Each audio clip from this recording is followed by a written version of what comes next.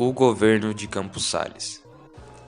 Manuel Ferraz de Campos Sales, assim como o presidente antecessor, Prudente de Moraes, foi um republicano histórico.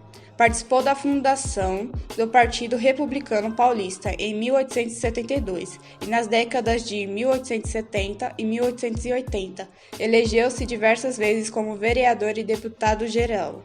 Com a instauração da República, tornou-se ministro da Justiça durante o mandato presidencial de Marechal Deodoro da Fonseca. Como ministro da Justiça, Campos Sales empenhou-se na laicização do Estado e na reconfiguração das normas do Poder Judiciário brasileiro, adequando-se ao modelo federatista adotado pela Primeira República.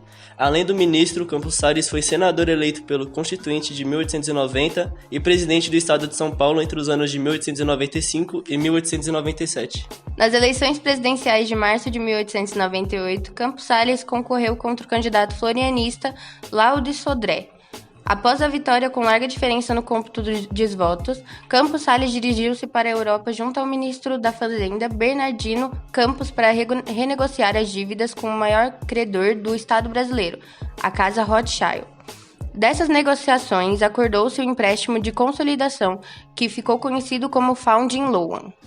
Funding Loan é uma expressão em inglês que significa a concessão de um empréstimo novo para unificar anteriores empréstimos numa só dívida. Em troca do empréstimo de 10 milhões de libras para o país, foram entregues com garantia as rendas das alfândegas do Rio de Janeiro e o comprometimento em reduzir a inflação da moeda brasileira. Ou seja, por meio desse acordo, os banqueiros fizeram um vultoso empréstimo de cerca de 10 milhões de libras ao Brasil e aceitaram uma moratoria, isso é, suspensão temporária do pagamento dos juros e da dívida externa. Como garantia do acordo, os banqueiros fizeram algumas exigências ao governo brasileiro, que as aceitou. Essas garantias determinavam que, se o acordo não fosse honrado pelo governo brasileiro, os credores ingleses tinham direito a toda a renda das alfândegas do Rio de Janeiro e de outros estados, caso fosse necessário, as receitas da Estrada de Ferro Central do Brasil e dos serviços de abastecimento de água do Rio de Janeiro. Campos Sales assumiu o governo em 15 de novembro de 1898, tornando-se o quarto presidente da República. Esse mandato foi marcado pela austeridade fiscal. A política econômica do governo foi intermediada pelo ministro da Fazenda Joaquim Moutinho e promoveu o aumento de impostos, a redução de despesas como serviços públicos, o controle dos salários do funcionalismo, dentre outras medidas. Outra característica importante do governo de Campos Sales foi a busca pelo apoio dos governadores dos estados ao governo federal. O antecessor de Campos Sales na presidência da República e o próprio presidente civil do país, Prudente de Moraes, enfrentou os partidários florianistas que almejavam o retorno da República da Espada. Já no segundo governo civil da presidência, esses embates cesaram. A morte do Marechal Bittencourt em um atentado promovido por um militar florianista amainou a requisição do retorno do poder militar para a presidência da República. Durante a República da Espada de 1889 a 1894, o principal sustentáculo dos governos era o Exército Nacional. Com a emergência dos governos civis, esse respaldo foi substituído pela política dos governantes. As facções partidárias, vitoriosas no pleito eleitoral dos respectivos estados, recebiam a chancela do governo federal, desse modo exercendo apoio mútuo. Essa política foi um acordo feito entre o governo de Campos Sales com os grupos dominantes de cada estado.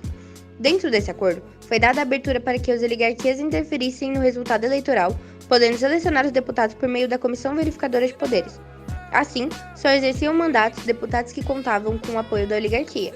Dessa forma, os líderes regionais exerciam maior poder e enfrentavam menor oposição durante seus mandatos, o que também era benéfico para Campos Sales. Com isso, muitas famílias passaram a dominar a política estadual.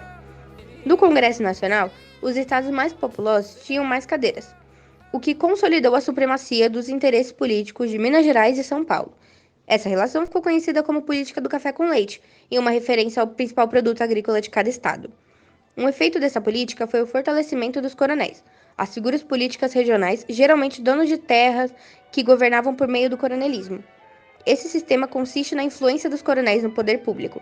Então, coronéis manipulavam as eleições por meio do voto de cabresto para conseguir que os seus candidatos fossem eleitos sem oposição. Campos Salles, no final do mandato presidencial, procurou um sucessor político para o cargo. O então presidente de São Paulo, Rodrigues Alves, pareceu-lhe a melhor opção.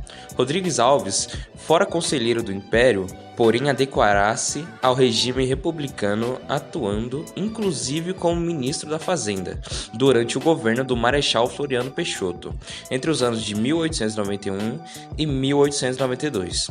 Campos Salles escolheu Rodrigues Alves para sucessor devido à possibilidade de continuidade da proposta de austeridade econômica no país. Em 15 de novembro de 1902, terminou o mandato presidencial de Campos Salles, que foi sucedido por Rodrigues Alves.